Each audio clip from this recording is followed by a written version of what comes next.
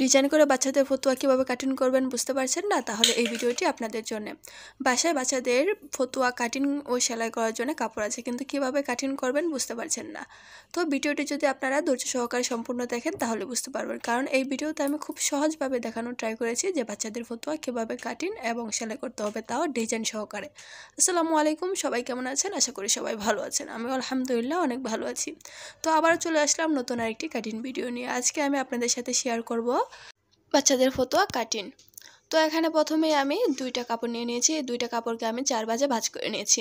তো আপনারা দেখতে পাচ্ছেন আমি একটা টুকরা কাপড় নিয়ে নিয়েছি। মূলত এই কাপড়টা হচ্ছে কামিজ সেলাই করার পর যে কাপড়টুকু বেঁচেছে ওইটুকু দিয়ে আজকে আমি আপনাদেরকে এই ফতুয়া কাটিং করে দেখাবো। তো ফরম পার্টে যেহেতু বাচ্চাদের ফতুয়াতে বাটন প্লেট তৈরি করতে হয়, তো তার জন্য এখানে আমি কিছুটা অংশ কাপড় ভাঁজ দিয়ে তারপরে পিন আটকে নিয়েছি। যেহেতু এটা জর্জেট কাপড় তার জন্য এখানে আমি পিন আটকে নিয়েছি। যদি সুতি কাপড় হয় তাহলে ভাঁজ দিলেই কিন্তু ভাঁজটা বসে কাপড়টা কিন্তু বসে যায়। তো তারপরে এখানে নিচ থেকে আমি 1 থেকে 1.5 ইঞ্চিতে একটা মার্ক করে দিয়েছি।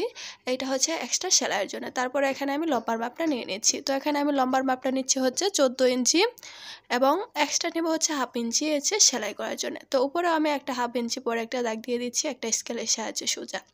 তো এখানে আমি বাটন সামনেতে বাটন দেবো না, এটা শুধু বাটনের জন্য একটা ডিজাইন করে দেবো। কাঁধের মাঝে হচ্ছে আমি বাটনটা দেবো যাতে ইজিলি বেবিকে ফতুয়াটা পরানো যায়। তারপর এখানে আমি গলার মাপটা নিয়ে নিয়েছি হচ্ছে 2 ইঞ্চি এবং কাঁধের মাপ নিচ্ছি হচ্ছে 4.5 ইঞ্চি।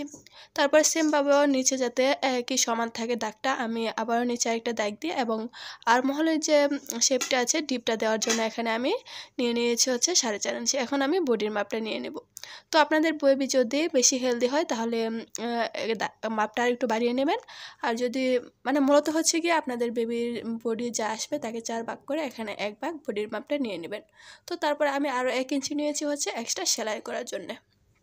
এখন আমি আর্মহোলের রাউন্ড শেপটা দিয়ে দেবো। তো এখানে আমি কোনো তালপাট কাটবো না, দুইটা আর্মহোলে এক সমানভাবে কেটে নেব।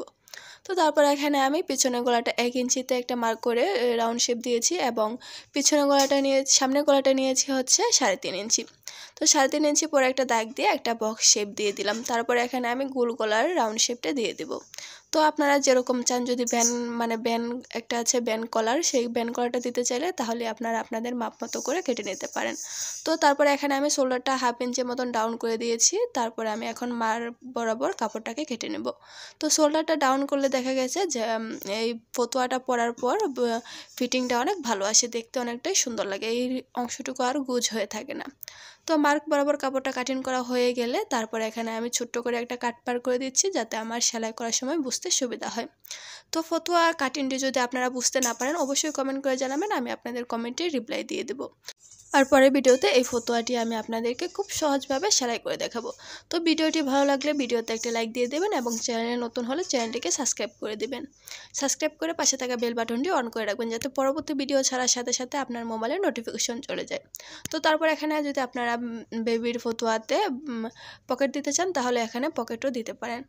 আর এটা হচ্ছে ফতুয়ার ডিজাইন। তো আমি এখানে এঁকে নিয়েছিলাম একটা খাতাতে, যেহেতু আমি অনেকগুলো কাপড় একসাথে কাটিং করে রেখেছিলাম। মাঝে মাঝে দেখা গেছে যে কোনটা কোন ডিজাইন দিব মনে থাকে না। যতক্ষণ আপনি কাপড়টা কাটিং করে রাখবেন তখন এই কাপড়টা দেখবেন টুকরা টুকরা হয়ে গেছে। তো কার কার সাথে এরকম হয় অবশ্যই কমেন্ট করে জানাবেন। আর সামনে যে বাটন দেখতে পাচ্ছেন এটা হচ্ছে গিয়ে শুধু একটা ডিজাইন হবে, আবার কাঁধের মাঝে হচ্ছে বাটন হবে। আজকে এই পর্যন্ত, সবাই ভালো থাকবেন, সুস্থ থাকবেন আর আমাদের জন্য দোয়া করবেন। আল্লাহ হাফেজ।